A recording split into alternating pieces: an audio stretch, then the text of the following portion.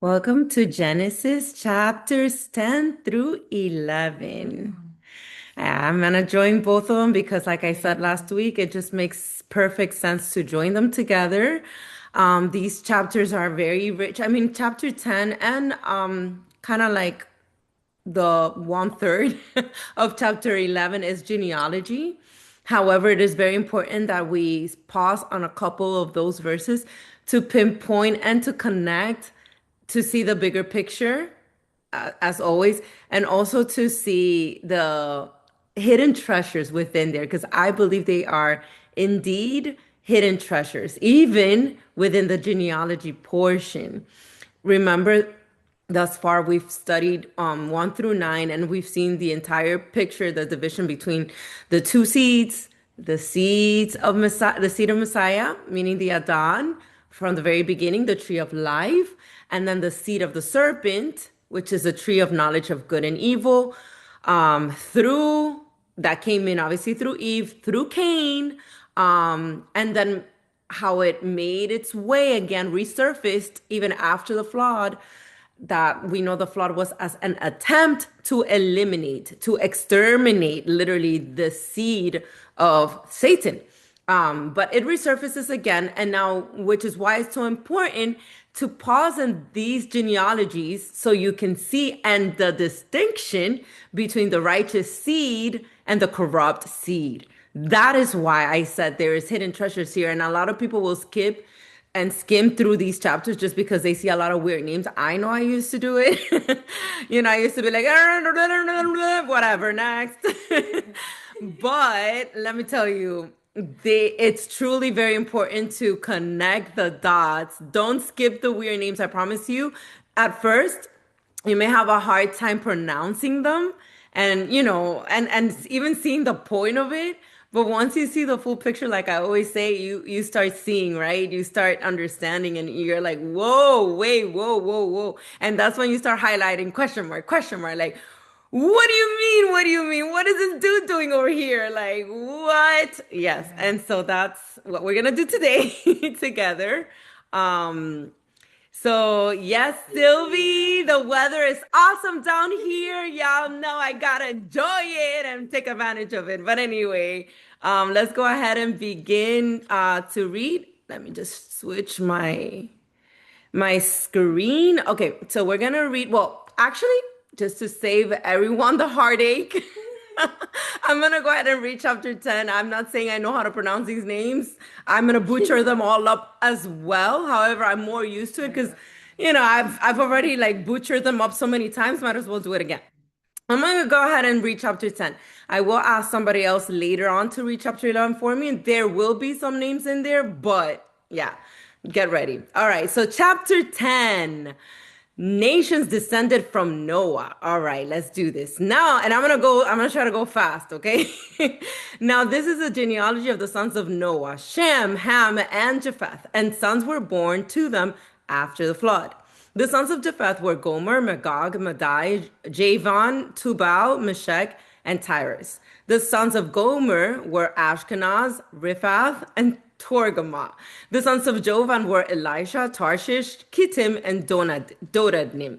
From these, the coastland peoples of the Gentiles were separated into their lands, everyone according to his language, according to their families, and into their nation. So we are going to break this one down, but let's read the whole chapter because there's an important detail here. Verse 6. The sons of Ham were Cush, Mizraim, Put, and Canaan. Popular, famous Canaan, right? Notice that we already spoke about them last week in chapter 9, so it's coming back up. Verse 7, the sons of Cush were Seba, Havilah, Sabta, Rama, and Sabtekha. And the sons of Rama were Sheba and Dedan. Cush begot Nimrod. That's another individual. We're going to take a pause there, right? He began to be a mighty one on the earth. He was a mighty hunter before the Adon. Therefore, it is said, like Nimrod, the mighty hunter before the Lord. And the beginning of his kingdom was Babel, Erech, Akkad, and Calneh in the land of Shinar. From the land he went to Assyria and built Nineveh, Rehoboth, Keilah, and Resen between Nineveh and Keilah, that is the principal city. Mizraim begot Ludim, Anamim, Lehabim, Naphtuhim, Pathrusim, Kashluhim, from whom came the Philistines and Caphtorim. Sounds like I'm speaking in tongues, right? Verse 15, Canaan begot Sidon, his firstborn, and Heth, the Jebusite, the Amorite, the Girgashite, the Hivite, the Archite, and the Sinite, the Arvadite, the Zemarite, and the Hamathite. Afterward, the families of the Canaanites were dispersed. Another key word there. Verse 19, and the border of the Canaanites was from Sidon as you go toward Gerar, as far as Gaza. Then as you go towards Sodom, Gomorrah, Admah, and Zeboim, as far as Lasha. You're going to see that this is going to come up soon in the times of Abraham. So keep that in mind. This people came from the Canaanites, okay? These were the sons of Ham, according to their families, according to their languages, in their lands and in their nations. And children were born also to Shem, the father of all the children of Eber. Another great pause we're going to do right here. The brother of Japheth, the elder. The sons of Shem were Elam, Ashur, Arphaxad, Lud, and Aram. The sons of Aram were Uz, Hul, Gether, and Mash. Arphaxad begot Selah, and Selah begot Eber. To Eber were born two sons. The name of one was Peleg, for in his days the earth was divided. And his brother's name was Joktan. Joktan begot Almodad, Shalef, Hazarmaveth, and Jerah. Hadoram, Uzal, Dekla, Oba, Abimael, Sheba, Ophir, Havilah, and Jobab. All these were the sons of Joktan. Keep this name in mind because we're going to talk about it at the very end of chapter 10. And their dwelling place was from Mesha as you go towards Sephar, the mountain of the east. These were the sons of Shem, according to their families, according to their languages and their lands, according to their nations. These were the families of the sons of Noah, according to their generations and their nations. And from these, the nations were divided on the earth after the flood. And this is the key of chapter 10, okay? It gives you the entire genealogy, and I gotta congratulate you if you stayed with us this far and went through the part of Genesis where I butchered up a whole bunch of names. But I promise you, it won't be in vain. So now I'm gonna connect just a few Bible verses here, not a lot, but I do want to bring further understanding. I'm going to give you this verse just for your notes. First Chronicles 1, 5 through 7, connecting with verse 2 of chapter 10. And this is just so you could see the same genealogy being confirmed in Chronicles. By the way, guys, if you've never read Chronicles, it is so funny. I remember the first time I read it with my children. I believe it's the first 9 chapters, guys. Like 9 or 10 chapters of Chronicles is just straight up genealogy. My children were like, can we be done with it?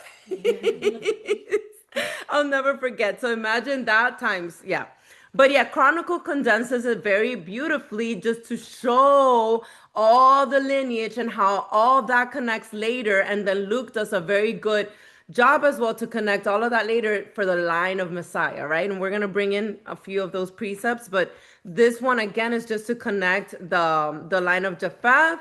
And then the point of this is to show, again, like I just read, connect verse 2, the line of Japheth right over here, the son of Noah, right? So verse 2, I do want to read Zephaniah 2:11. The Adon will be awesome to them, for he will reduce to nothing all the gods of the earth. People shall worship him, each one from his place, indeed all the shores. And actually, this is the shores of the nations. This is connecting. I forgot to read it first, verse 5. From these, the coastland peoples of the Gentiles were separated into their lands. Remember what I said? This is the key of this genealogy. You see all the nations that stemmed out of the 3 sons of Noah. And you see the coastland peoples of the Gentiles were separated into their lands, everyone according to his language, according to their families, into their nations. Granted, The languages had not been divided as of yet. We're going to see that takes place in chapter 11. However, this is just giving you a storyline of that this is what ends up happening, okay? So this is what I believe is showing you here. So all the languages was after the Tower of Babel. However, we do see that connection in a prophecy in Zephaniah saying how he will be awesome to them, meaning all the peoples of all the nations of the earth, meaning the Gentiles. For he will reduce to nothing all the gods of the earth. People shall worship him, meaning the Most High, each one from his place, indeed all the shores of the nations. So although we do see that they were scattered into different nations, how he would rescue them from there, right? Genesis 11:8 confirming this as well. So the Adon scattered them abroad from there over the face of all the earth, and they ceased building the city. This we'll read it now in chapter 11, but basically is connecting what I just said with Zephaniah. Psalm 72:10, the kings of Tarshish and the isles will bring presents. The kings of Sheba and Seba will offer gifts. These are kings of Gentile nations, right? We also see in Jeremiah 2:10, as well as Jeremiah 25:22. I'll read this one first.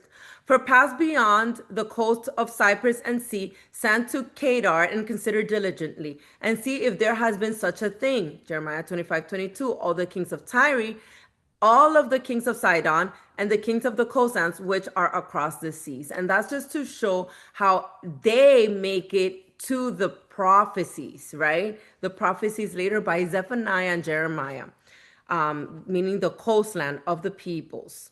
Now, connecting with verse 8, where it speaks of Nimrod. Remember, we're going to take, there's a few things here that I want you guys to understand.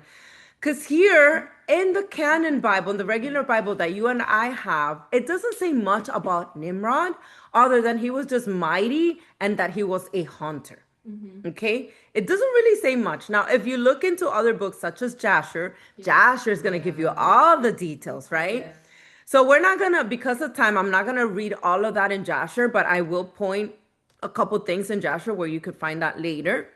But basically, Nimrod. Let's talk about Nimrod. Because also in the Septuagint, which is the Greek translation of the book of Genesis, meaning it was first translated to Greek before it came to us. So it preserves more, kind of like the Targums. It preserves more of the original wording, and it hasn't been as watered down. So I'm going to read verse 8 from the Septuagint. Actually, I'm going to read verse 9. But first, let's read connecting with 8, Micah chapter 5, verse 6.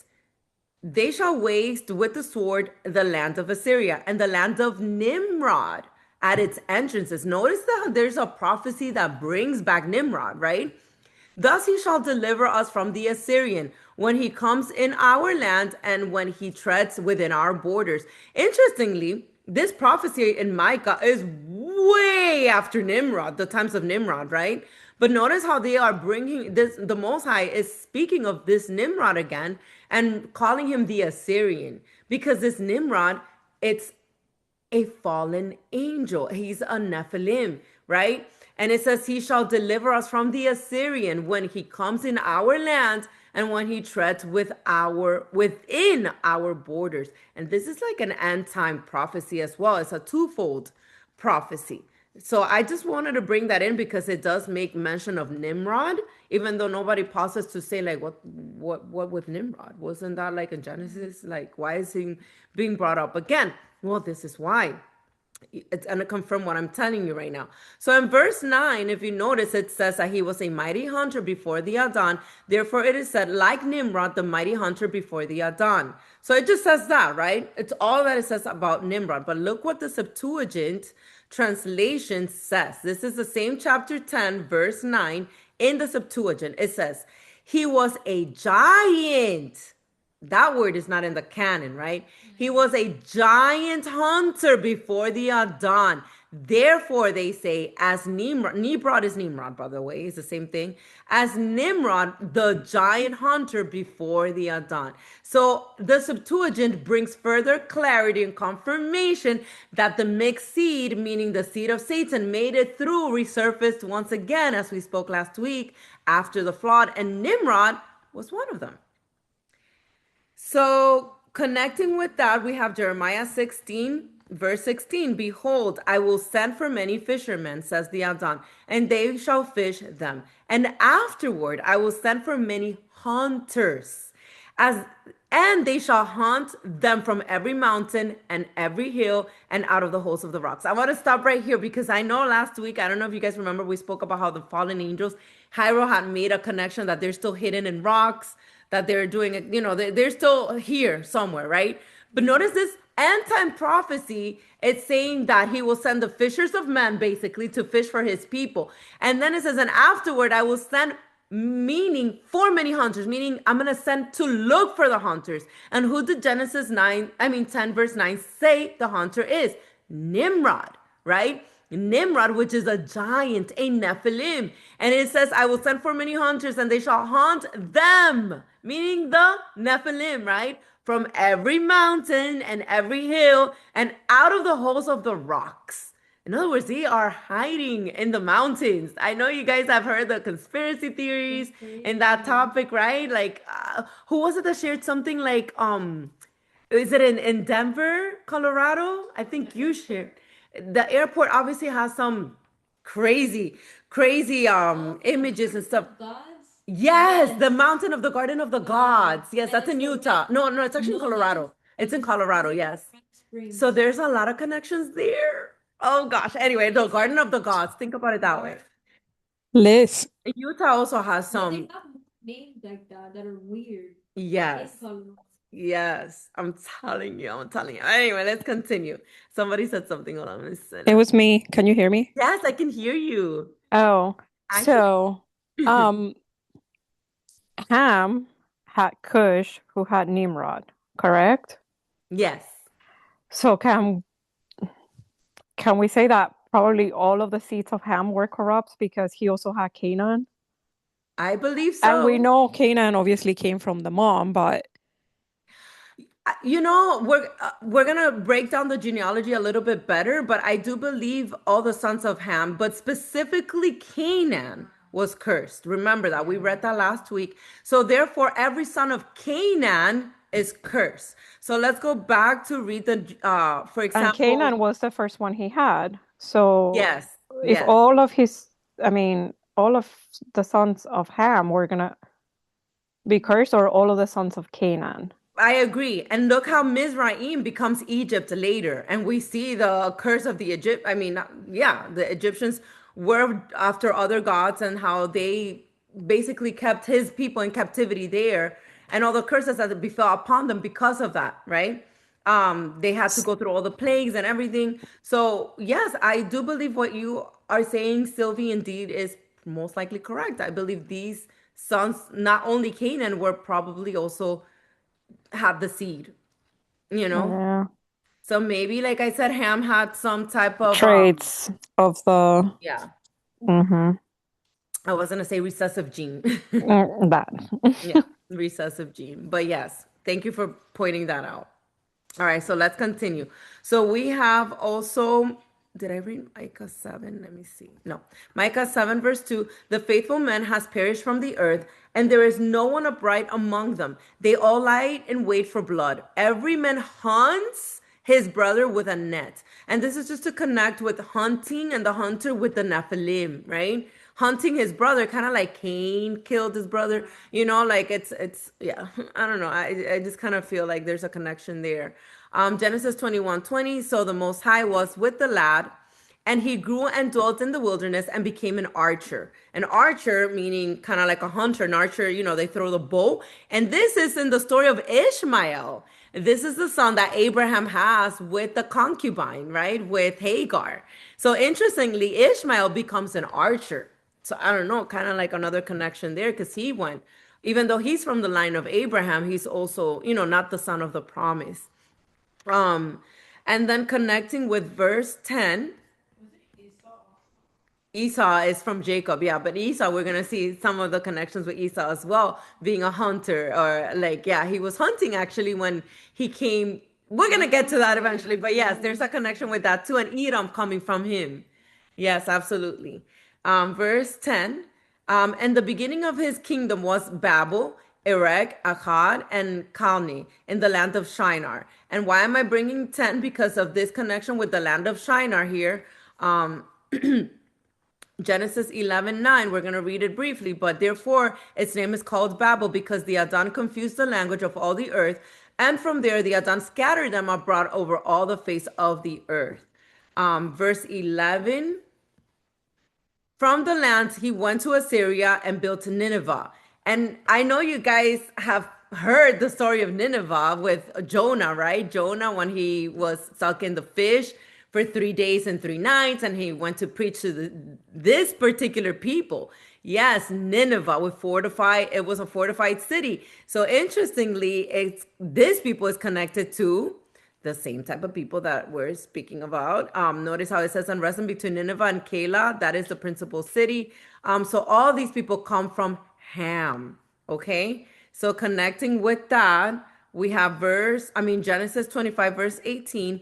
They dwelt from Havilah as far as Shur, which is east of Egypt. As you go toward Assyria, he died in the presence of all his brethren. And this is when, who died here? Wait, Ishmael. Yes, this is when Ishmael dies. And notice how Ishmael goes exactly to that part. You know, like the nations were named by their fathers, right? Like Canaan, like Assyria and Shidon, all those names.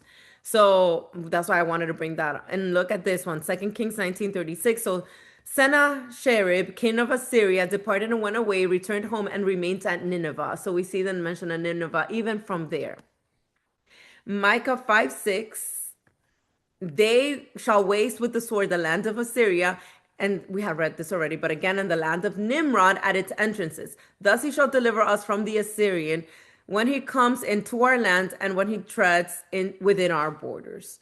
So connecting with verse 15 here, Canaan begot Sidon, his firstborn, and Heth. So now we start seeing the children of Canaan, right, who was cursed from the very beginning.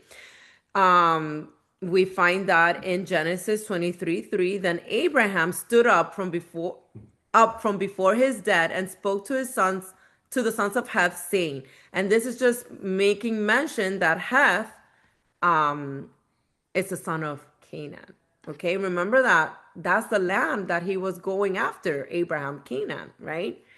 Genesis 14:7 connects with verse 16, where it says the Jebusite, the Amorite, and the Girgashite. Just connections here to point where that is found. Genesis 14:7. Then they turned back and came to En Mishpah, that is Kadesh, and attacked all the country of the Amalekites and also the Amorites who dwelt in Hazazon Tamar. Genesis 15:19 through 21. That's just to show you the Canaanites, the Kenizzites, the Canaanites, the Hittites, the Perizzites, the Raphaim, which we know are fallen angels, the Amorites, the Canaanites, the Girgashites, and the Jebusites. All that we're going to see later with Abraham, but just connecting all these Nephilim with the line of Ham, okay? As well as Deuteronomy 7:1. When the Adon, your Anahim, brings you into the land which you go to possess, and has cast out many nations before you, many nations, remember? The Hittites and the Girgashites and the Amorites and the Canaanites and the Perizzites and the Hivites and the Jebusites, 7 nations greater and mightier than you. And he's making a point here that they are Nephilim nations. They are greater and mightier than you. Remember, Nimrod was called the mighty hunter. Okay, that's exactly what that means there. Nehemiah 9:8. You found his heart faithful before you and made a covenant with him to give the land of the Canaanites, the Hittites, the Amorites, the Perizzites, the Jebusites, the Girgashites, to give it to his descendants. You have performed your words. You are righteous. And again, this is speaking of when the house of Judah or the southern kingdom comes back to the land. It's just a recap that they are to inherit the land of the Canaanites, which were full of them peoples, but the Most High was to give it to them as a possession, for him and his descendants because they were righteous. And that was a promise from the times of Abraham, by the way. All right. So moving right along, connecting lastly with chapter 10, we have the last couple of verses here, verse 24. Arphaxad begot Selah, and Selah begot Eber. Remember, I told you keep in mind Eber. We're gonna talk more in depth later about Eber, but I want you to see that Eber comes from Shem, the righteous seed, right? Not from Ham. So connecting with verse 24, we're gonna see that Arphaxad again lived Hey 35 Liz, you years and zoomed in. begot Like, Selah. sorry to cut you off. You zoomed in Hold like on, hold on. all I'm the way. gonna mute you guys. Sorry. No. You zoomed in. Like, I'm just trying to tell you. Okay. Anyway, let's continue. Is everybody else muted? All right. So we have chapter 11 Luke, and this is just to connect in the New Testament the line of Shem, right? So we have the son of Serug, the son of Ru, the son of Peleg, the son of Eber, which is mentioned here in the line of Messiah, right? The son of Shelah, the son of Canaan, a different Canaan, by the way, spelled differently. The son of Arphaxad, the son of Shem, the son of Noah, the son of Lamech, pointing back to the righteous seed, which this line comes directly from Seth. Okay, remember that Cain is not counted in this righteous line. Okay, so from Seth we see that connection there, but the point is to include Eber. Okay, that guy Eber over here. We're gonna get into that, but just so you can see the connections all throughout the New Testament.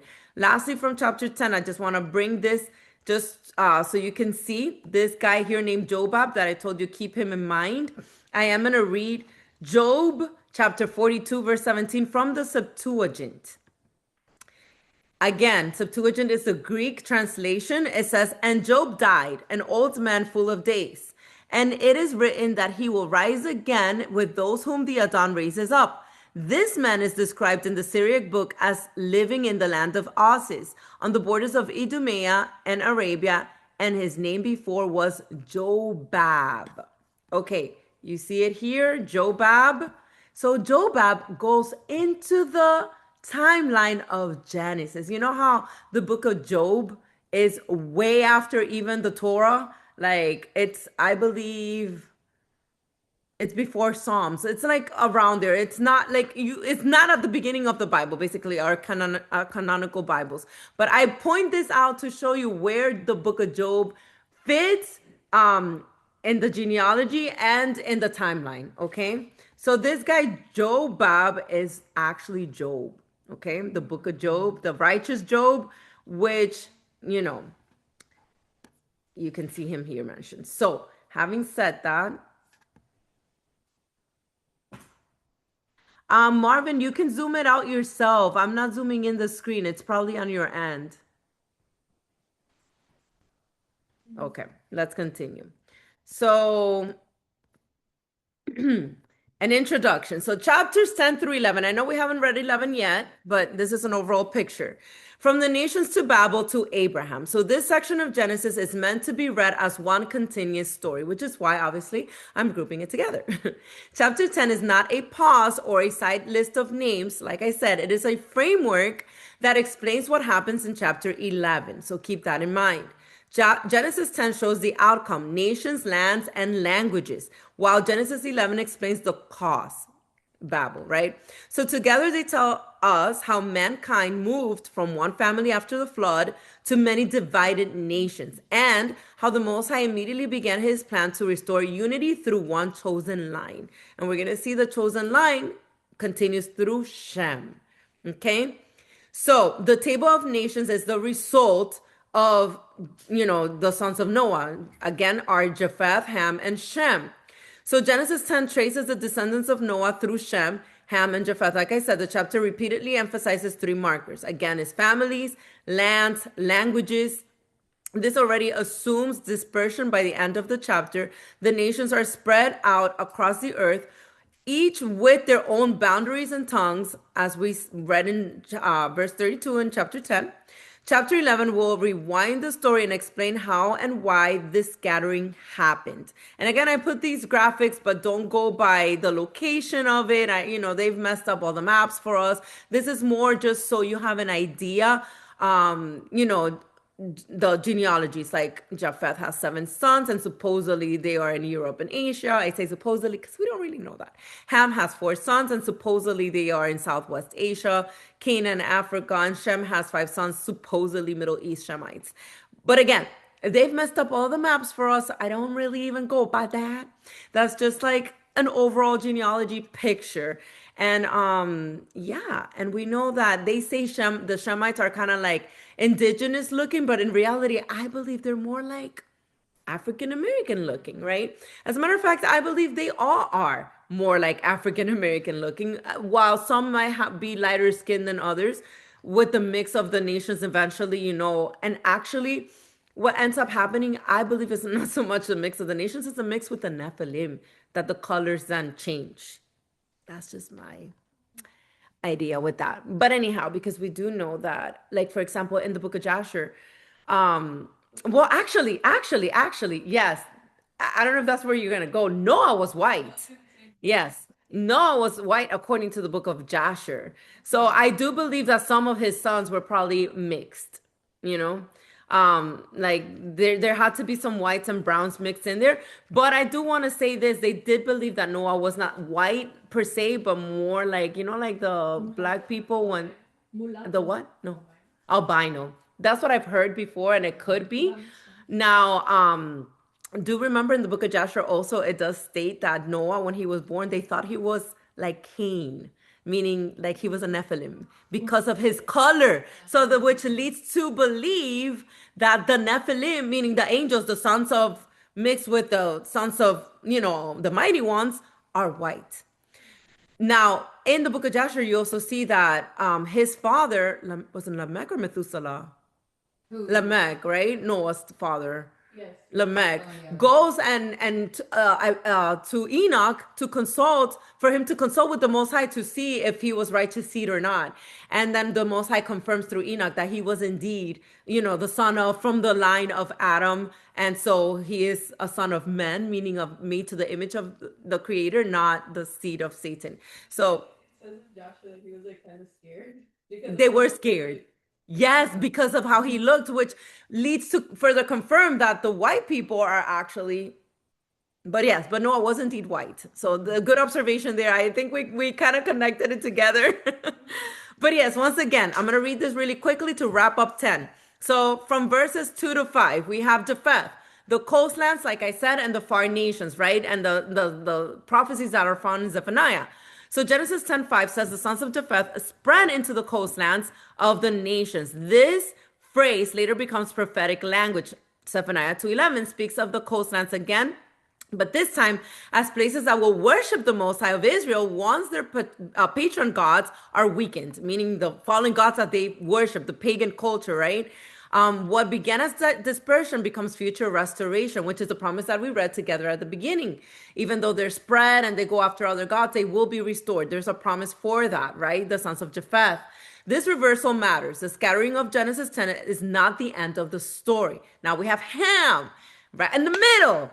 Ham, the father of Nimrod, Babel, and power. From verses 6-12, we see that, right? So Genesis 10 slows down noticeably when it teaches Nimrod. He is called a Eber, meaning a mighty one. This is the same word used in Genesis 6:4 for the offspring of the Nephilim.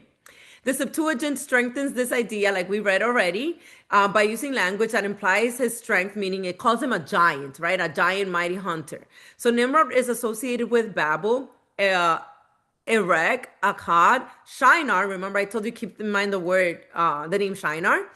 Babylonian power originated from the Hamitic line, as evidenced by Micah 5:6, which refers to Assyria as the land of Nimrod, which is what we read together, right? This suggests that Nimrod became a symbol of imperial rebellion. In other words, Babylon, remember, because we're going to do the full circle at the end, but Revelation, when it talks about Babylon, that she sits in many waters, when it tells us to come out of her, my people, Nimrod basically represents the kingdoms of Babylon, okay? Including Egypt, including Assyria. It's crazy. Like it just does a full circle. So the book of Asher adds details here. In Jasher 9, it describes Nimrod loading mankind into rebellion and centralization of power. and also connects Nimrod directly with the building project that defied the Most High, which we'll read now also in chapter 11. Lastly, we have to summarize Shem, the preserved line, the righteous seed, right? From verses 21 through 31. So Shem's genealogy narrows quickly. Genesis 10:25 highlights Peleg. For in his days, the earth was divided. This is not at random. It points forward to Babel. So no one stands out in Genesis 10:29. I mean, one name, not no one. One name stands out in Genesis 10:29. We spoke about it, which is Jobab, a descendant of Joktan. The Greek Septuagint, again, it extends that this is the same as Job. So again, this connects Job to the post-flood genealogies and places him within the Genesis world, not outside of it. So Genesis 10 ends by telling us what the world looked like after Babel, nations spread out, languages divided, and borders set. So having said that, we are going to read now chapter 11. So who can read Neil. in its entirety? Somebody wanted to say something. Wow. Wow. Did somebody want to share something? I hear somebody speaking. Where do I go here? Sorry. No, here, yes. I don't hear it anymore. Okay. All right. So, I can read. okay, thank you. Just read loud and clear. Hold on, let me close this. Move this out of the way. Okay. Hold on, let me change it. Right. There you go. Okay. Now the whole earth had one language and one speech. And it came to pass as they journeyed from the east that they found a plain in the land of Shinar, and they dwelt there. Then they said to one another, Come, let us make bricks and bake them thoroughly. They had brick for stone, and they had asphalt for mortar. And they said, Come, let us build ourselves a city and a tower whose top is in the heavens. Let us make a name for ourselves, lest we be scattered abroad over the face of the whole earth. But the Most High came down to see the city and the tower which the sons of men had built. And the Most High said, Indeed, the people are one, and they all have one language, and this is what they begin to do. Now nothing that they propose to do will be withheld from them. Come, let us go down, and there confuse their language, that they may not understand one another's speech. So the Most High scattered them abroad from there over the face of all the earth, and they ceased building the city. Therefore its name is called Babel, because there the Most High confused the language of all the earth.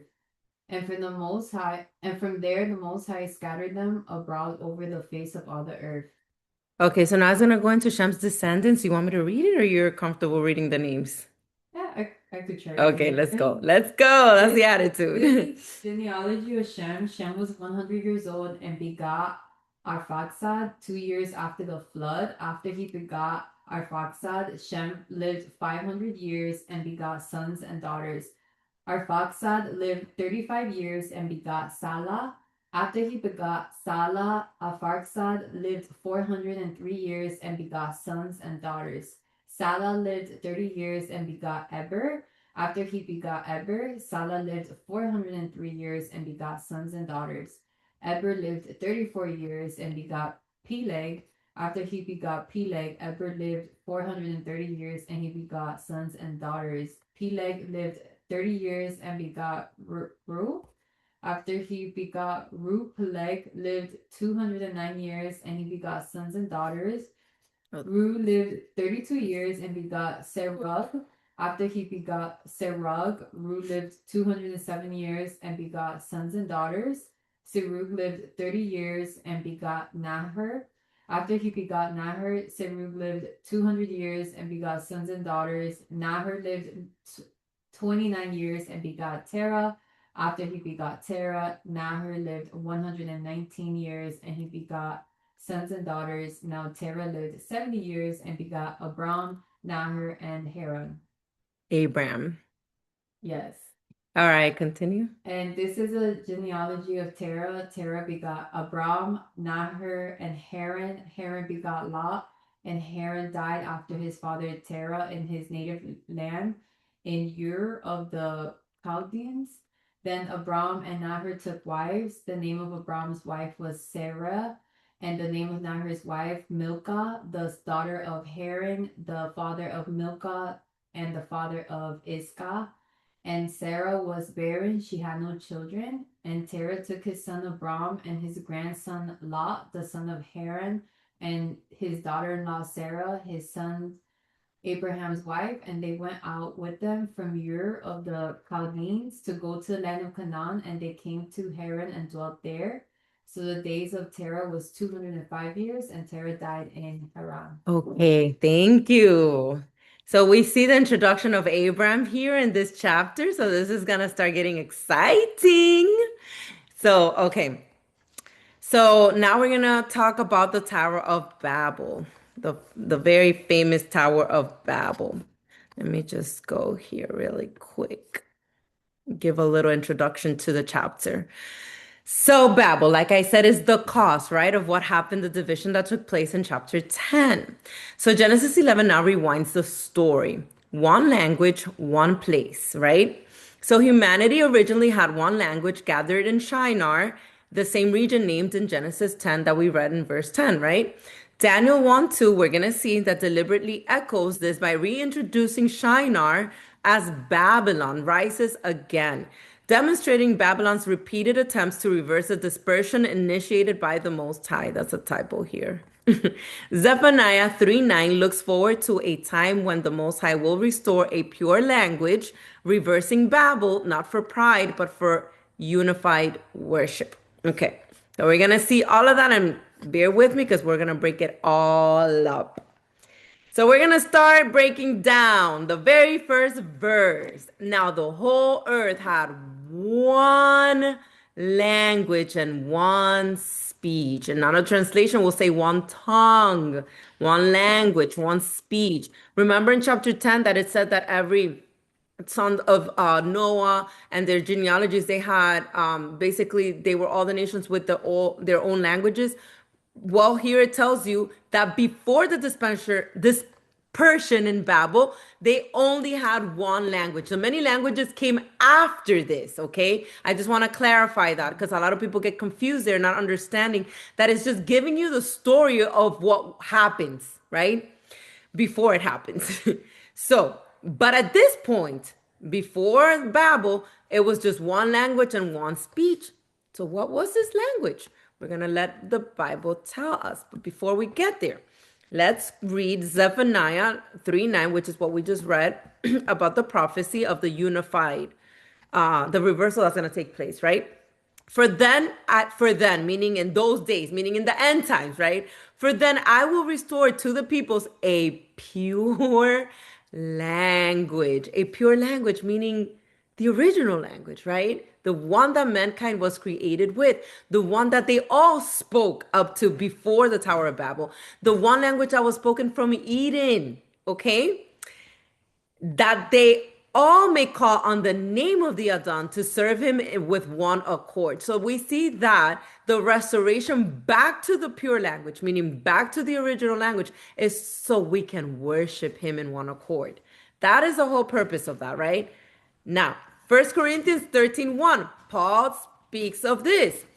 Though I speak with the tongues of men and of angels, but have not love, I have become sounding brass or a clanging cymbal. This is a very popular verse taken out of context by many, many churches today, especially specifically in Christianity, to say that the tongues of angels is the tongues that we hear very commonly being used today, meaning the tongues, meaning a language that cannot be interpreted.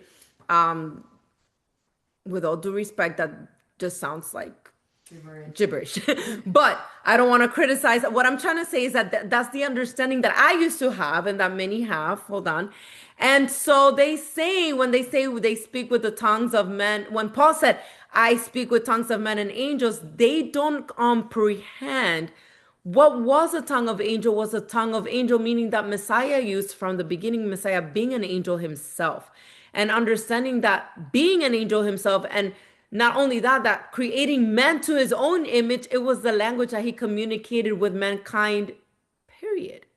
So this tongue of angels is the pure language that we're being restored to, so that we may worship in one accord. But there's still more. You wanted to say something? I was thinking about the scripture that says the person that was caught up like in the heavens or something like that, and then they were like speaking a type of like language, It was Paul. and then I feel like they use that out of context as well. Oh, yeah. Out of context too. So, First Corinthians we read. Now, Acts 26:4. This is Paul again. Look what he says. My manner of life from my youth, which was spent from the beginning among my own. Oh, I put the wrong one. Hold on. Acts 26, verse 14. I put 4 here. I'm going to look it up really quickly. Hold on. Actually, let me just open a new tab because it's going to be faster. Don't get scared by the many tabs I have open. Blue Letter Bible. Let's go Acts 24 because I put 4 instead of 14. So let's do this so we can read it together. So Acts verse 14 here. But this I confess to you that according to the way which they call a sect, so I worship the God of my fathers. It's not that one either. Oh, it's 26, 26. Oh my goodness gracious. Yes, I did say 26. I put the wrong one. Okay, now the right one. And when we all had fallen to the ground, and by the way, he's speaking about his conversion. When Messiah interrupted his way to go kill the disciples of Messiah. This is what he's recounting here. He says, and when we all had fallen to the ground, I heard a voice speaking to me and saying in the Hebrew language, Saul, Saul, why are you persecuting me? It is hard for you to kick against the goats. And again, we know that this was Messiah speaking to him. If you continue reading the chapter. But interestingly, how Messiah spoke to him and he made clear that he was spoken to in the Hebrew language. Okay. All right. So again, going back to one language and one speech, let's connect the dots. So verse 2. And it came to pass as they journeyed from the east that they found a plain in the land of Shinar. Remember this name? And they dwelt there. Okay, so by the way, I'm gonna take a pause on the language because once I get to the to my Canva, I'm gonna expand more upon that. Okay, but just to connect a few verses here because then I have a lot on the language, connecting it back to Eber. But anyhow, verse 2. Let's connect that with verse Genesis 10:10 that we just read. Hold on, because I moved everything and now I don't know where anything is. Here. And the beginning of his kingdom was Babel, Erech, Akkad, and Calneh in the land of Shinar. So connecting all of that with Genesis 14:1. And it came to pass in the days of Amraphel, the king of Shinar, Ariah, king of Elasar, Shurladomer, king of Elam, and Tidal, king of nations. And this is when the war, not the war, basically a war that we're going to see later, Abraham fighting, okay? And he wins. He was trying to rescue, I believe it was Lot, if I'm not mistaken. Yeah. Okay. So Daniel 1:2, we also see the name Shinar being mentioned here. And the Adon gave Jehoiakim, king of Judah, into his hand, with some of the articles of the house of the Most High, which he carried into the land of Shinar to the house of his gods. And he brought the articles into the treasure house of his God. So again, connections with Shinar, with this king, the kings of the nations, okay? And so we have for verse 3, then they said to one another, come, let us make bricks and bake them thoroughly. They had brick for stone and they had an asphalt for mortar. And so connecting with that, interestingly, because we're going to see once again that this happens in the land of Shinar, the whole erecting of the Tower of Babel, right? The same place where we see this connection here with the brick and stone happens to be in Egypt. Let's see. Jeremiah. Connecting with verse 3, we have first Jeremiah 51:25. Behold, I am against you, O destroying mountain, who destroys all the earth, says the Adon. And I will stretch out my hand against you, roll you down from the rocks, and make you a burnt mountain. And that is against the kings of the nations, right? Isaiah 9:10. The bricks have fallen down, but we will rebuild with hewn stones. The sycamores are cut down, but we will replace them with cedars. Exodus 1:14 uses the same language, and they made their lives bitter with hard bondage, meaning the Egyptians on the Israelites, right? In mortar, in brick, and in all manner of service in the field. all the service in which they made them serve was with rigor. And it's exactly the same kind of language being referenced here in verse 3 when they use bricks and mortar, right, to build the tower. Verse 4. Here's another Septuagint connection where it says, and they said, come, let us build ourselves a city and a tower whose top is in the heavens. Let us make a name for ourselves, lest we be scattered abroad over the face of the whole earth. So they basically come together and say, let's build this city and let's reach the heavens. And we know they're not literally speaking about the clouds. They wanted to go to the throne of the Most High, right? Here in the canon, it says, lest we be scattered abroad, right? In the Septuagint, we see, and more specifically, it says, and they said, come, let us build to ourselves a city and a tower, a city and a tower. So this tower was a whole city they were trying to build, right? Whose top shall be to heaven, and let us make to ourselves a name before we are scattered abroad upon the face of all the earth. Before. So in other words, they had knowledge of what was going to happen to them. Which is why they begin to build to reach to the heaven, to the throne, so they can take over. Basically to throw a war, right? It's the same war that's going to happen in the book of Revelation in the end times, right? The same war, they attempted it from the beginning, which, it was out of, I guess, timeline. They were premature to do so because that war is going to take place, by the way, but we're going to be included in it. Yes, Yasmin? This might be far-fetched, but I started thinking about NASA, how they send all those, they launch all those things, and I'm like, isn't it crazy how what they did back then, nothing new under the sun. Nothing new. Humans keep on doing the same thing. And they say that they have, think about it this way. If the Most High did not allow these Nephilim to reach the heavens, what makes you think he's going to allow these little caca people, these little ants to break through the dome and go to where? Yeah, of course, because yeah, that's in the pyramid scheme. And it's funny because I remember even in some political campaigns from this lady, Hillary Clinton, she kept saying and emphasizing like, we've been trying to break through the glass. We've been trying to, but we put the glass ceiling, we put a lot of holes on it, but we will break it eventually. And I'm like, I wonder what she was trying to say there. Jairo, like always, talking some facts here. He's saying this was the first United Nations, and I'm going to bring that up. Thank you, Jairo. Yes, you're going to see it in my slides in a minute. And he is also saying Project Fishbowl when they tried to break the dome after World War II. Yes, there's so many connections that begin with the Tower of Babel, and they continue to attempt. But we're going to see the reversal because right now the Most High right now meaning in chapter 11, he puts a stoppage to their plan. But we're going to see how in the end, he kind of sort of lets them. He allows for the false unification. And, but then you have the real war. Forget World War II. You have the war of Armageddon. And that's the war that they were trying to attempt back here in the Tower of Babel, which is why I say it was out of the Most High's timeline because it wasn't the right timeline. They were premature at it. So connecting with that same verse 4, we also have Deuteronomy 1:28. And this is already when they were trying to go into the promised land, which happens to be Canaan, right? It says, where can we go up? Our brethren have discouraged our hearts, saying, the people are greater and taller than we. The cities are great and fortified up to heaven. Moreover, we have seen the sons of the Anakim there. So notice how they were still building great and fortified cities up to heaven in Canaan, in the land of Canaan. So just that connection right there, straightforward in Deuteronomy.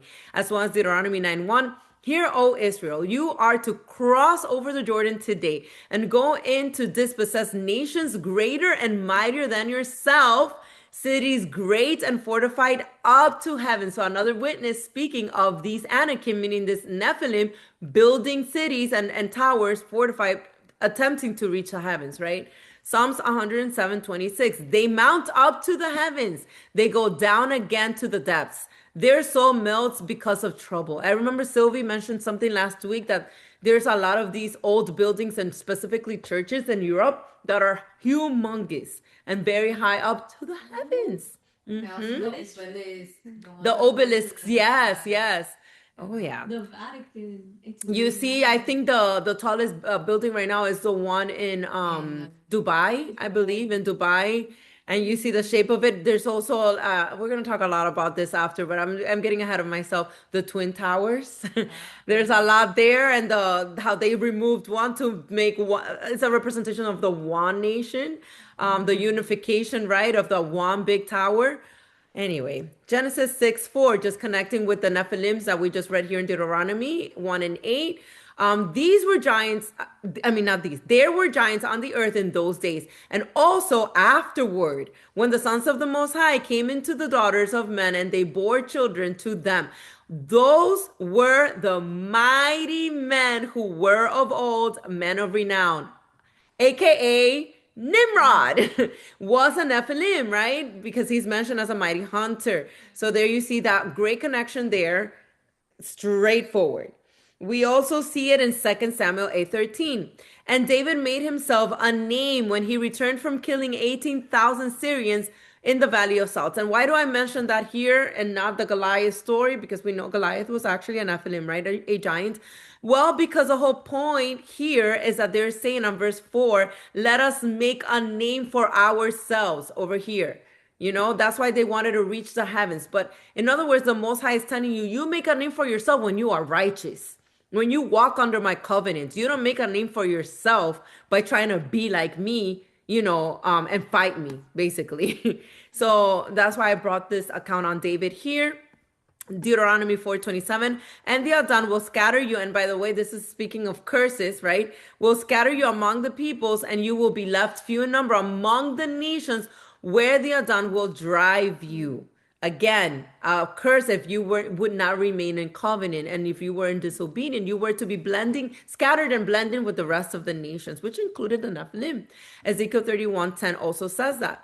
Therefore, thus says the Adon, Elohim, because you have increased in height, and it set its top among the thick boughs, and its heart was lifted up in its height. Speaking of Nephilim, Genesis 28 verse 12, then he dreamt, and behold, a ladder was set up on the earth, and its top reached to heaven, and there the angels of the Most High were ascending and descending on it. And this is Jacob's ladder. I'm getting ahead of myself. This is when Jacob has a vision, and he's able to basically see the ladder that goes up to heaven. But notice how, interestingly, when the Most High allows you to, you could go up to heaven where you're under his wing, under his covenant. And he was able to see the angels coming down to and fro, which further confirms that that's what these Nephilim were attempting to do. Yes, Jessica? The verse that says that those who exalt themselves will be humbled. Like they were trying to exalt themselves and they got humbled. Yes. I'm going to go back. Thank you, Jess, for that. I'm going to go back to the chat because y'all are sharing a lot of fire up in here. Okay, so Sylvie brought a great point. The pyramids, I believe I put a graphic on that on my Canva.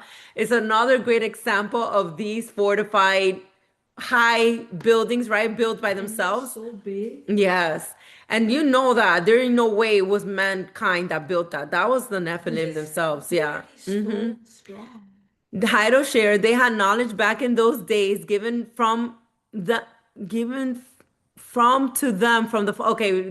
fallen angels, technological knowledge. Absolutely. I also think that technology was used to build the tower. Yes. Nimrod became a Gabur, mighty one, through incantations, potions, rituals, and witchcraft knowledge from the watchers that had been preserved from before the flood and was given to him by Ham. Whew. Heido with the knowledge. Absolutely. I believe is that in the book of Enoch or is that in the book of Jasher? Please remind me, but I know I've read that before. Sylvie also said, built such a long time ago. Hold on, build. Oh, he's sharing something. It looks really small. I'm going to see if I can open it. They have huge proof that they were giant. No way they had, no way they had the machinery to build so big. Absolutely not. The book of Jasher, Eileen says, has so much more details. Yes, on the Tower of Babel. Absolutely. So I do I do suggest that you guys read it on your own. Reread it if you've read it already. I don't do it in this study because it would take us forever. Y'all already know when we did this first study, it took us forever. So that's why I want to get more to the point. Where do I go back to the image that Hyro had sent? I don't see it anymore. I don't know if you It deleted it. disappeared. Yeah. It's okay. Let's continue. If anything, I'll see it. I'll see it later. All right. So again, we also have Genesis 12:2. I will make you a great nation. I will bless you and make your name great, and you shall be a blessing. And this is the promise to Abraham, right? Because of his obedience. But notice how it tells you, I will make you a great nation and I will make your name great. It's exactly what this Nephilim were trying to accomplish. And he grabs his righteous seed, his righteous one, representative, and he's like, I will make you what they wanted. And obviously your generations that come after you. Daniel 4:11, the tree grew, and this is a great connection. This is a dream that King Nebuchadnezzar has. Notice the tree connections once again. The tree grew and became strong. Its height reached to the heavens, and it could be seen to the ends of all the earth. And again, Daniel gives interpretation of this, and it was basically speaking of himself, of Nebuchadnezzar. However, it's the language that has been used here in this dream, right? A tree that became strong and it reached to the heavens, kind of like Nephilim, like, right? I think you put it back. Yeah, he put it back. Oh, it's in the book of Jasher. Yes. What chapter is that? I'm going to read it really quickly. He was the son, and the garments of skin which the Most High made for Adam and his wife when they went out of the garden were given to Cush. Hold on, what chapter? Yes, When I have give those read that garments. too. Yes, yes. What chapter is it, Hyro? Just so I can think it's share. chapter 7 where it talks about the garments given to Ham and then Okay. so good. And it says, for after the death of Adam and his wife, the garments were given to Enoch, the son of Jared. And when Enoch was taken up to the Most High, he gave them to Methuselah, his son. And at the death of Methuselah, Noah took them and brought them to the ark, and they were with him until he went out of the ark. And in their going out, Ham stole those garments from Noah his father, and he took them and hid them from his brothers. And when Ham begat his firstborn Cush, he gave him the garments in secret, and they were with Cush many days. And Cush also concealed them from his sons and brothers. And when Cush had begotten Nimrod, there we go, he gave him those garments through his love for him. And Nimrod grew up, and when he was 20 years old, he put on those garments. Great connection from Jasher there. Just let me know what chapter it is. So It's chapter 7. he's still, yeah, she's saying it's chapter 7, so I'll take it as 7. But some translations vary. By the way, it could be a different number. But Hyra saying, could it be that those garments had to do with the power he acquired? Could be. That, but he was a mighty hunter. I mean, he was from that seed anyhow. He came from Ham, so yeah. All right, let's continue. So, okay, I am going to. But garments could have also been interpreted as like other things like knowledge and secrets and Yes. and all those things. So because we've I talked agree. about the garments, right? I agree. Like when it says for us to wear a clean garment, it doesn't necessarily just mean clean clothes, but taking care of our temple. No, you're absolutely right. That could mean that as well. You're absolutely right. But speaking of garments, I put an image here of possibly Nimrod looking giant here with some garments. And you see some type of pyramid looking building back here. I thought by no coincidence, right? I found that, and it's funny because we were talking about all of that right now. So once again, bricks, towers, and pride. I'm gonna summarize what we've covered so far, verses 3-4. So the people make bricks and build upward. This imagery becomes a biblical symbol of oppression and arrogance. Exodus 1:14, again, Egypt forces Israel into brick making.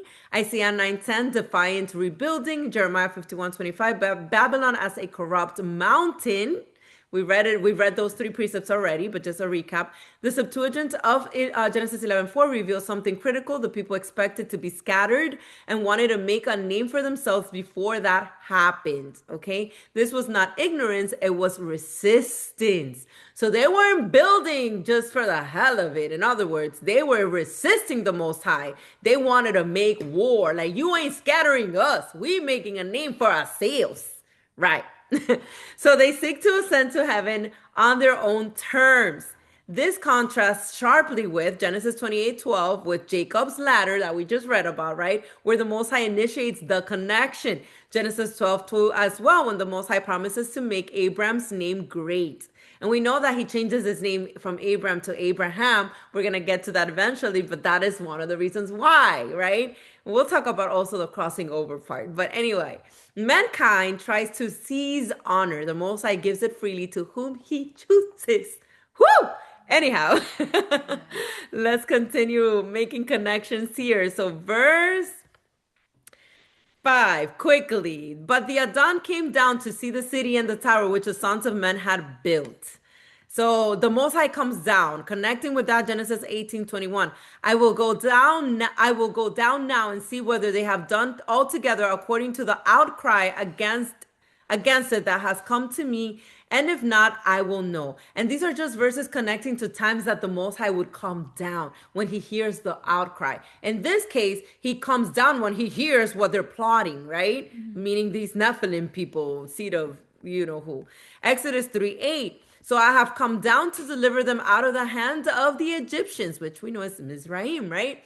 And to bring them up from that land to a good and large land, to a land flowing with milk and honey, to the place of the Canaanites and the Hittites and the Amorites and the Perizzites and the Hivites and the Jebusites. Interestingly, is the land that these people had possessed themselves. Exodus 19:11, 18, and 20. And let them be ready for the 3rd day. For on the 3rd day, the Adon will come down upon Mount Sinai in the sight of all the people. Now, Mount Sinai was completely in smoke. And we know that this is the part where he gives the Torah, right? It was completely in smoke because the Adon descended upon it in fire. It ascended like the smoke of a furnace, and the whole mountain quaked greatly. Then the Adon came down upon Mount Sinai on the top of the mountain, and the Adon called Moses to the top of the mountain, and Moses went up. And I read this why? Because we see this, and in this case, the Adon is coming down, right? But we see when he comes down, the people feared him greatly. They said, "Speak to Moses only." They feared him. They trembled. Imagine how he came down to Babel. Jasher gives a lot more detail. There was a lot of death that took place. Because when the Most High comes down, he ain't coming down, to say, "What y'all doing?" Yeah, what y'all doing? And then he's like Bugs Bunny, like, "And what's up, Doc?" No, he came down with fire. So I just wanted to point that. Obviously, here he didn't come to destroy. He came to give his perfect instructions, his Torah, his commandments. However, he is power and might, and he is almighty fire, which is why there was a burning bush when Moses came to on the top of the mountain. But anyway, let's continue. Connecting, verse 6, where it says, and the Adon said, "Indeed, the people are one, and they all have one language." So again, confirming that they still at that point had one language, and they were unified because of the one language, right? And this is what they begin to do. Now, nothing that they propose to do will be withheld from them. In other words, he was going to interfere with that unity, and he was going to remove that one language. So connecting with that, we have Genesis 9:19. These were the sons of Noah, and from these the whole earth was populated. Acts 17:26, and he has made from one blood every nation of men and to dwell on all the face of the earth, and has determined their pre-appointed times and the boundaries of their dwellings. Genesis 11:1. Now the whole earth had one language and one speech. Deuteronomy 31:21. Then it shall be, when many evils and troubles have come upon them, that this song will testify against them as a witness. And this is the song of Moses. For it will not be forgotten in the mouths of their descendants. For I know the inclination of the behavior today, even before I have brought them to the land of which I swore to give to them. In other words, he's talking about the rebellion of the children of Israel at that point, at that time with Moses. However, he's just confirming that there's nothing that is hidden, like the same way that he comes down, like, oh, okay, they think they're gonna be unified. They think they're gonna prevail against me. Just watch. Just sit and watch. Psalms 2:1. Why do the nations rage and the people plot a vain thing? That's what basically they were doing right there, plotting a vain thing. Like, really? I don't want to say the N word, but really, really, y'all? Really, y'all? Really? How can you plot this against your creator of heaven and earth? Anyway, That's wickedness. yes. So, let me just connect lastly verse 7 from here before I go to the slides. Come, let us go down and there confuse their language, that they may not understand one another's speech. So this is when the Most High goes like, y'all gonna have fun now. So connecting with that, Genesis 1:26, then the Adon said, let us make men in our image according to our likeness. Let us, I'm focusing here, let us, because he says it again here. And the Adon said, indeed the people, no wait, verse 7, let us go down there and confuse their language. This is father and son. And I believe there's Jasher also makes mention of the 70 angels. So he goes with a lot of sons of the Most High, not just himself. So yes, I want to connect that there. We also have Genesis 42:23. But they did not know that Joseph understood them, for he spoke to them through an interpreter. Why do I bring that? Because this is when his brothers come and Joseph fakes that he doesn't know them, because they didn't recognize Joseph, obviously. But what am I trying to point to here? That he faked, that he didn't speak the Hebrew language, therefore he needed an interpreter. So we see now that the people of Mizraim, meaning Egypt, did not speak Hebrew. Exodus 4:11, so the Adon said to him, who has made man's mouth, or who makes the mute, the deaf, the seeing, or the blind? Have not I, the Adon? In other words, it is he who has control of our speech, of our language, of whether we see, whether we hear, whether it is he. He has power of that. And this is him telling Moses that. Deuteronomy 28:49, the Adon will bring a nation against you from afar, from the end of the earth, as swift as the eagle flies, a nation whose language you will not understand. And this is Deuteronomy 28, when he talks about the blessing and the curses, whether you obey the commandments or not. If you don't, you're going to be cursed. And this is part of the curse, that you will be scattered to all nations, to a language who you do not understand. In other words, you're going to lose the heavenly language, the original language, which is the Hebrew. We also have, and I'm getting ahead of myself because I will show you how that is so. Isaiah 33:19, you will not see a fierce people, a people of obscure speech, beyond perception, of a stammering tongue that you cannot understand. The same thing. All the nations have a staggering tongue. You know how they say English is a cursed language? Well, yes, it is. Yes, it is indeed. And I believe every other language is. Yeah. Besides the original Hebrew. I don't want to say the Hebrew that is spoken today, because that one is also being mixed. But the original Hebrew, which I believe is the Paleo Hebrew, the original heavenly language, is the only one that's not in obscure speech. And I think of how they literally make spells off of like the songs, and like literally English, like other languages, and like I've never heard of that with Hebrew though. Yes, you were gonna say, Jess? Oh, I was gonna say, like, the verse you had put earlier, Zephaniah 3:9, literally says a pure language. A pure It's the only language pure is the language. only pure language. We also see it in Jeremiah 5:15. Behold, I will bring a nation against you from afar, O house of Israel, says the Adon. It is a mighty nation. It is an ancient nation, a nation whose language you do not know, nor can you understand what they say. This is a curse to the house of Israel. If you remember, the house of Israel is the northern kingdom, the one that got scattered to all the nations, right? Numbers 11:17, then I will come down and talk with you there. I will take of the spirit that is upon you and will put the same upon them. And they shall bear the burden of the people with you, that you may not bear it yourself alone. And this is speaking of when Moses needed help. He was appointing the 70 elders. Interesting, the number 70 again with the 70 angels.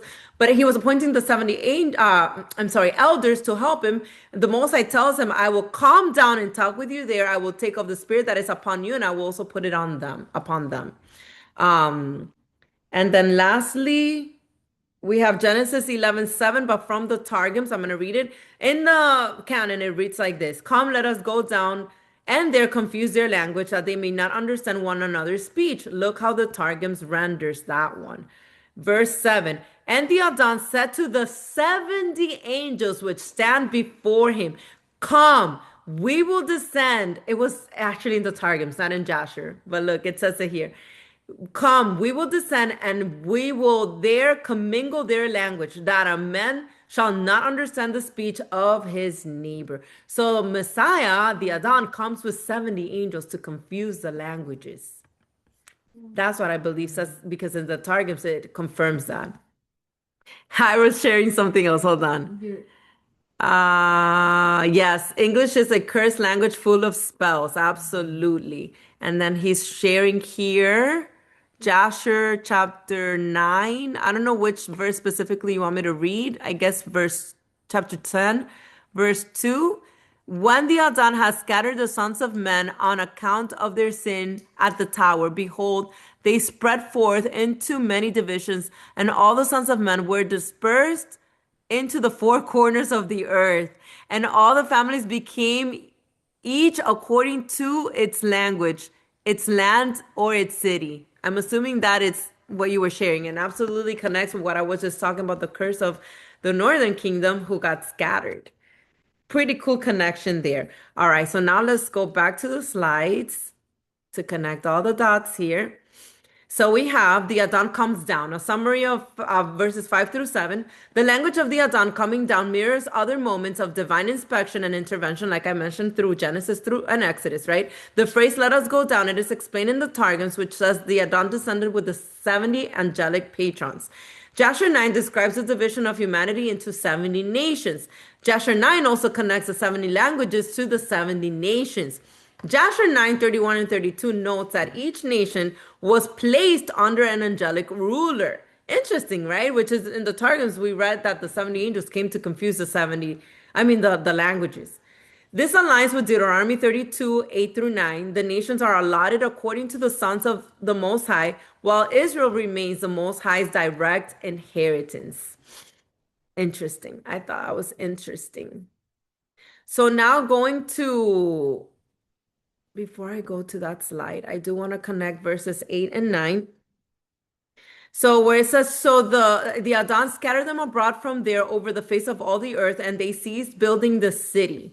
Connecting with that, we have just a couple connections here. Genesis 11:4, and they said, come, let us build ourselves a city.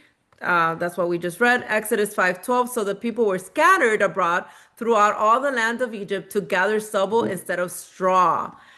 Deuteronomy 32:8, when the Most High divided their inheritance to the nations, when he separated the sons of Adam, he set the boundaries of the peoples according to the number of the children of Israel. Psalms 92:9, for behold your enemies, O Adon, for behold your enemies shall perish. All the workers of iniquity shall be scattered. We see that connection with scattering being a result of a curse of iniquity, of disobedience, meaning lawlessness.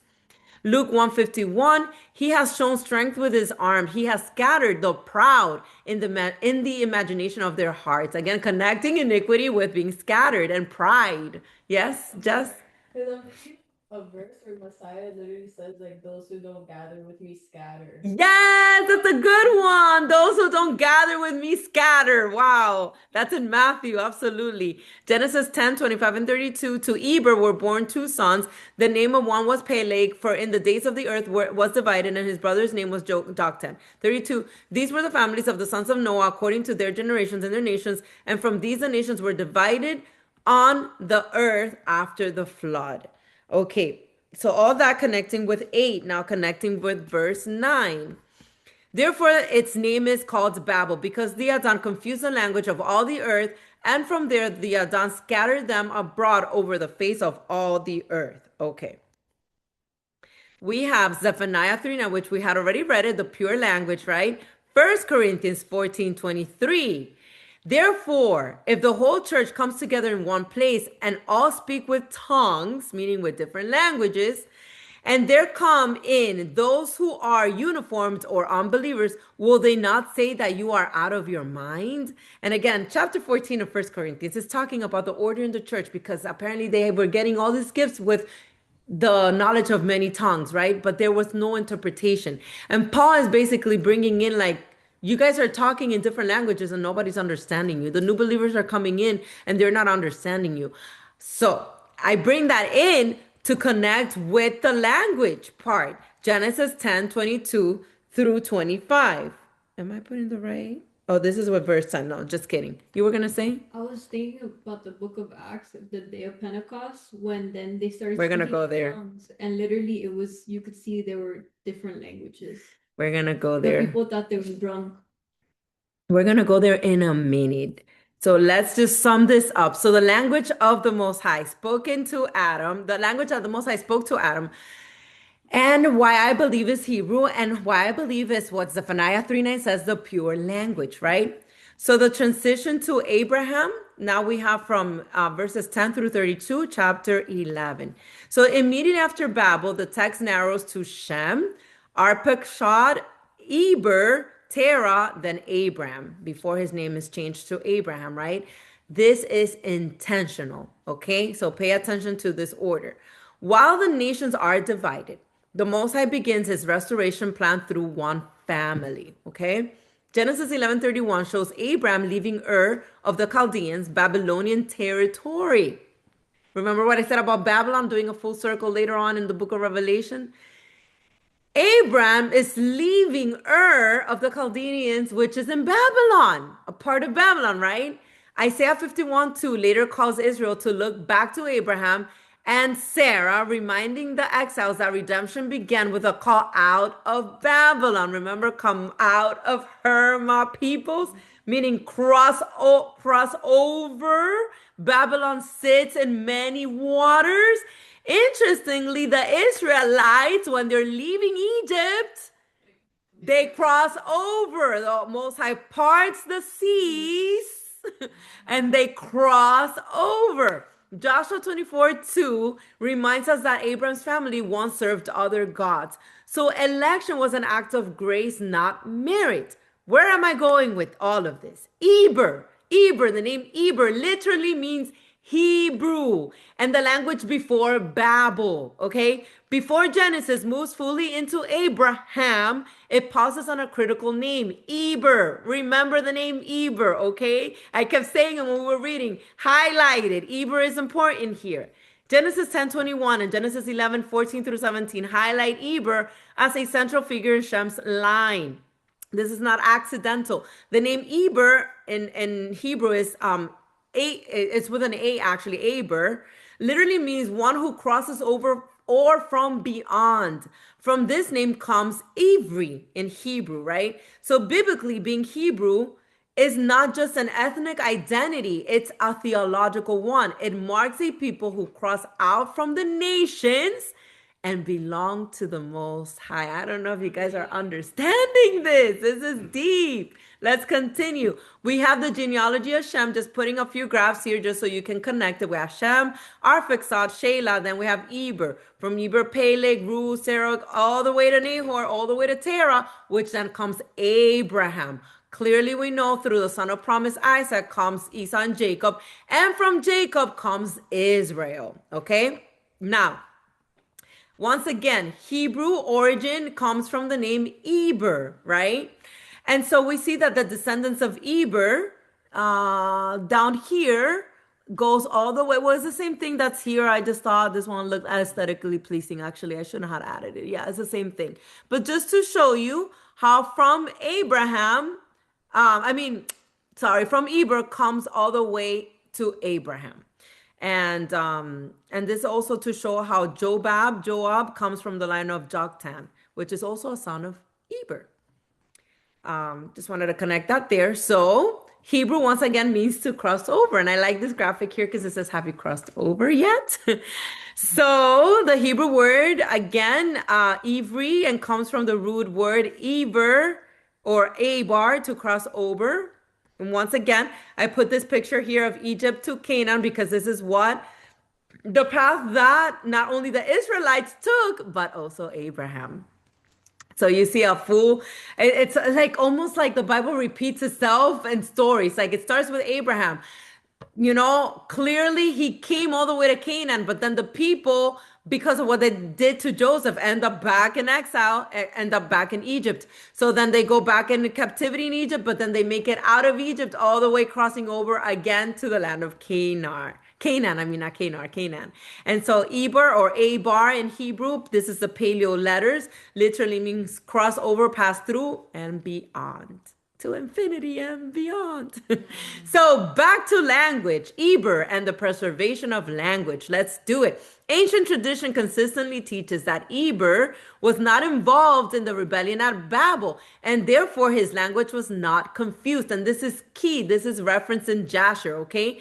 It explicitly preserves it. In Jasher 9:5-6 states that Eber and his household were not present at the tower and that their language remained unchanged while the rest of humanity was divided. Interesting, right? So this means that the line of Shem through Eber retained the original tongue spoken before Babel. So which is why Abraham spoke in Hebrew. Are you making the connection now? So Hebrew as the original heavenly language.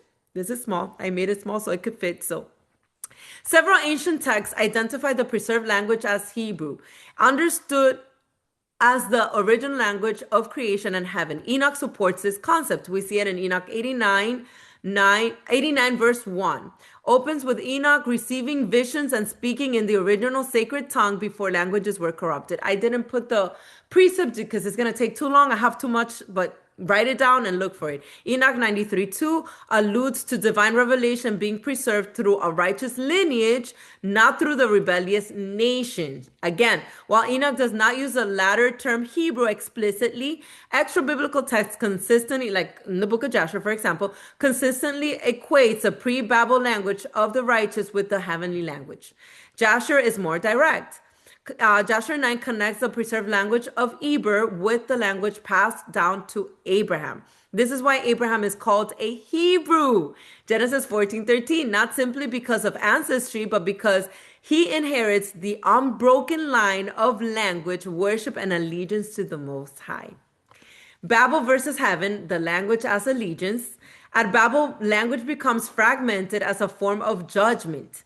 In contrast, heaven is consistently portrayed as a unified in speech, which is why when the Holy Spirit is given later, when, after Messiah ascends and they are in the upper room, right? The disciples, they are given the Spirit and therefore they're able to speak in different languages, right?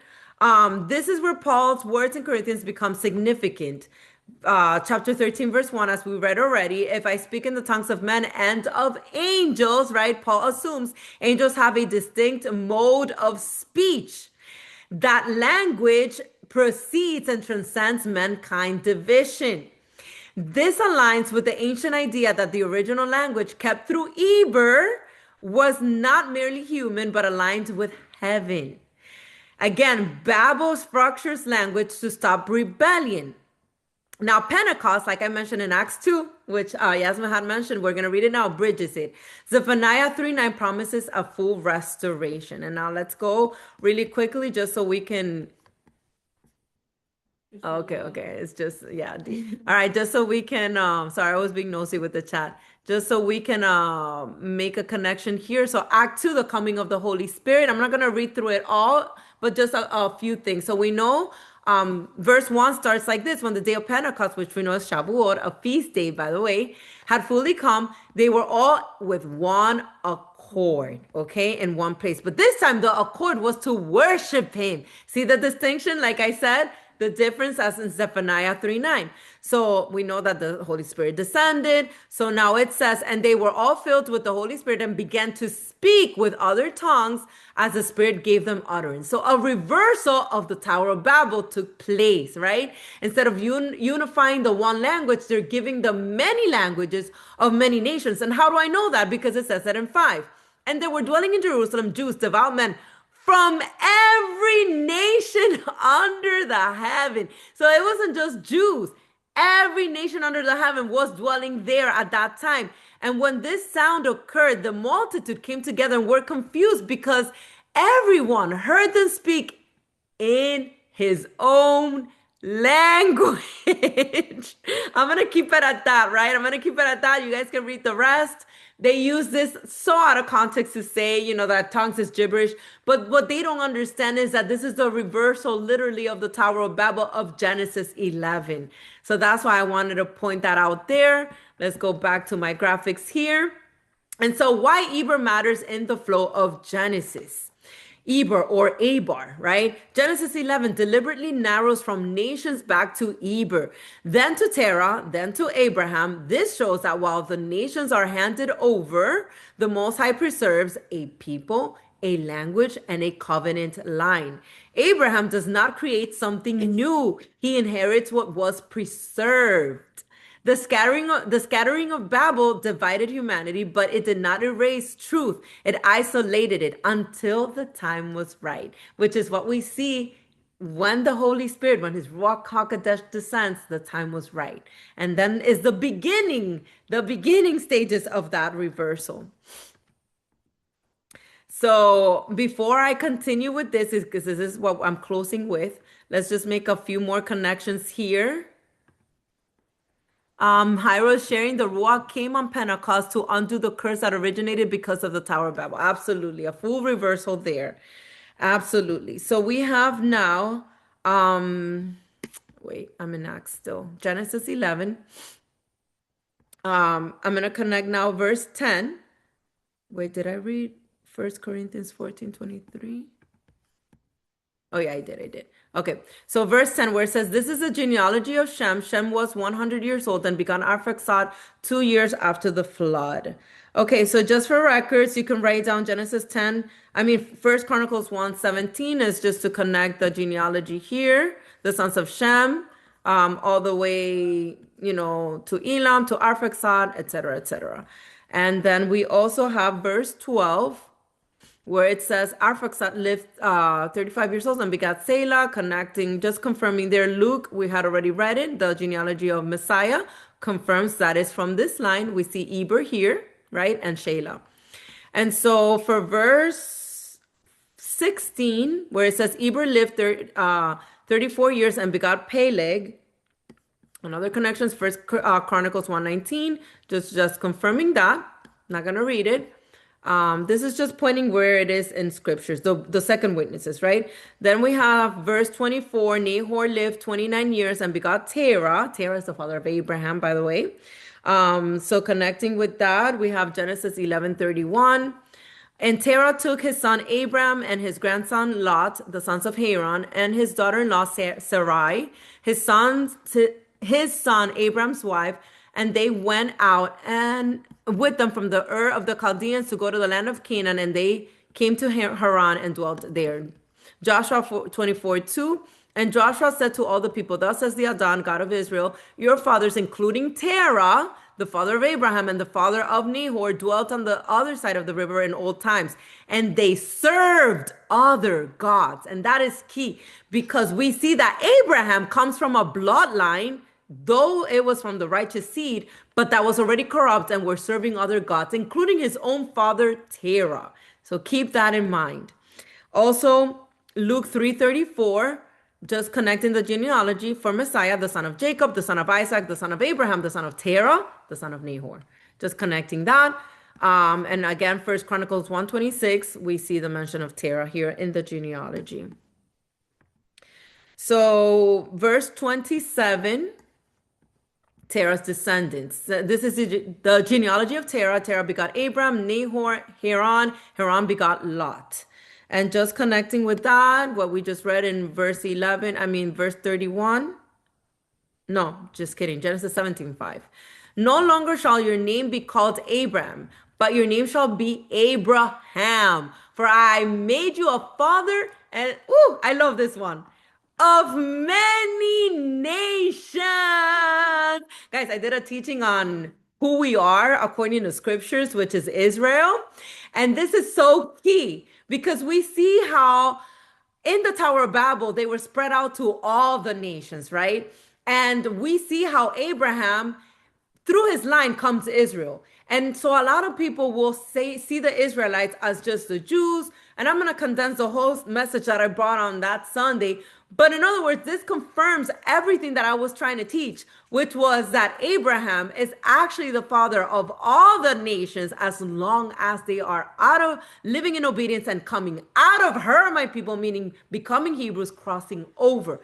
Notice how his name was called from Abram to Abraham because he crossed over. And once he crossed over, Abraham, he was made the father of many nations and was given a great name.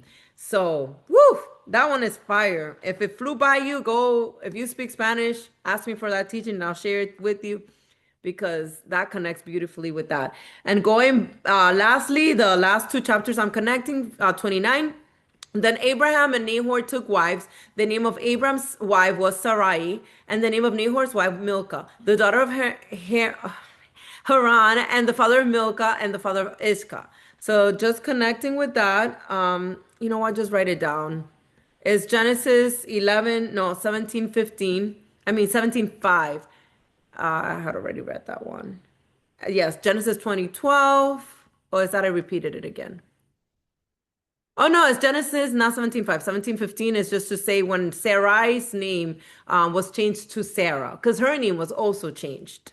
So they both crossed over, basically. Genesis 20:12. But indeed, she is truly my sister. She's the daughter of my father, but not the daughter of my mother, and she became my wife. So we see there that she is the daughter of Terah as well, but not the daughter of the same mother. Genesis 22, and we'll speak more about that when we get to that portion. And then lastly, 22:20. Now it came to pass after these things that it was told Abraham, saying, indeed, Milcah also has borne children to your brother Nahor.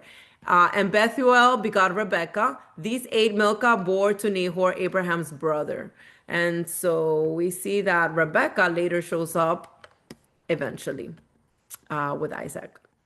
So let's continue. 31, where it says, and Terah took his son Abram and his grandson Lot, the son of Haran, and his daughter-in-law Sarai, his son Abram's wife, and they went out. Okay, they went out of Canaan. So connecting with that, Genesis 12:1, now the Adon had said to Abram, get out of your country, from your family, and from your father's house, to a land that I will show you. Again, crossing over. Genesis 15:7, then he said to him, I am the Adon who brought you out of the Ur of the Chaldeans to give you this land to inherit it, which was Canaan.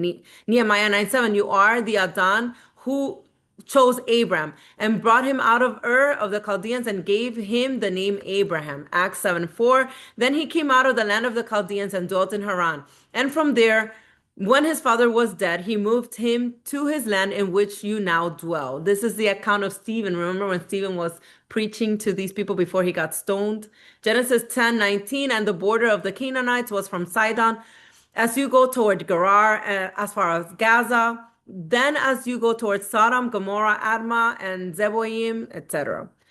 Isaiah 51:2, look to Abraham your father and to Sarah who bore you, for I called him alone and blessed him and increased him. In other words, if you are his elect, you are from Abraham's seed, and Sarah who also bore you, whether in their seed or spiritual seed, right?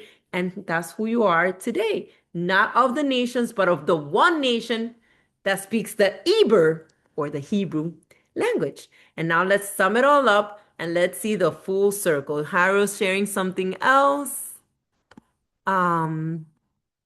Jasher again, I can barely see it. And the tower which the sons of men built, the earth opened its mouth and swallowed up one third part thereof, and a fire also descended from heaven and burned another third, and the other third is left to this day. And it is that part which is aloft at the Oh, I know what he's doing there. He's talking about there's a part of the Tower of Babel that is still floating above.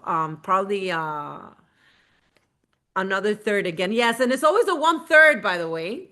The one third of the fallen angels, one third that came with Satan, but the one third that he then comes and rescues, right? And takes them through the fire, as Zechariah 13:9 says. There's so many connections with the one third because I believe it's talking about pre-existence and how we were there and how we will be redeemed. I don't know, it's a lot. But anyway, let's continue because I'm going to go off topic here, even though it connects. But let's do the full circle because we're at the end of this beautiful study, and I love how it ends. Babel, the beast, and one mind again. Revelation 17, which we're going to pick and choose some of the verses from there. So scripture closes the biblical story by deliberately returning to the language and theology of Babel. Look at the graphics I used here on purpose, right? In Revelation 17, John describes a final global system that mirrors the original rebellion of Genesis 11, like Jairo had shared before. That was the original rebellion, right? But on a far greater scale. And this is what we're living today. So one mind, one purpose. Revelation 17:13 says of the kings of the earth, these have one mind. This is in Revelation, by the way. And they give their power and authority to the beast. Revelation 17:17 explains why. For the Most High has put it into their hearts to carry out his purpose by having one mind and by giving their kingdom to the beast until the words of the Most High are fulfilled. This language intentionally echoes Genesis 11:6, where the Most High observes that humanity is united with a single purpose and warns that nothing they plan will be restrained from them. At Babel, there was one language, one location, which was in Shinar, right? Which was basically Babylon, right? One goal, rebellions against heaven. In Revelation, you have many nations, one system, one mind, submission to a counterfeit dominion, which is the Babylonian system. Once again, it connects. The rebellion has come full circle here, full circle. And I just want to just show you quickly where I have this in Revelation. I'm just going to read through it. Notice here how it talks about Babylon, right? Mystery Babylon the Great, the mother of harlots and the abominations of all the earth. But notice on verse 7, once again, but the angel said to me, why did you marvel? I will tell you the mystery of the woman, which is Babylon, right? What we just read. And the beast that carries her, which has the 7 heads and the 10 horns. 7 heads, 10 horns, kind of equals 70. Anyway, the beast that you saw that is not, and will ascend out of the bottomless pit and go to perdition. And those who dwell on the earth will marvel, whose name was not written in the book of life from the foundation of the world, when they see the beast that was and is not, and yet it is. Here is the mind which has wisdom. The 7 heads are 7 mountains on which the woman sits, meaning Babylon, right? There are also 7 kings. 5 have fallen, 1 is, and the other has not yet come. And when he comes, he must continue a short time.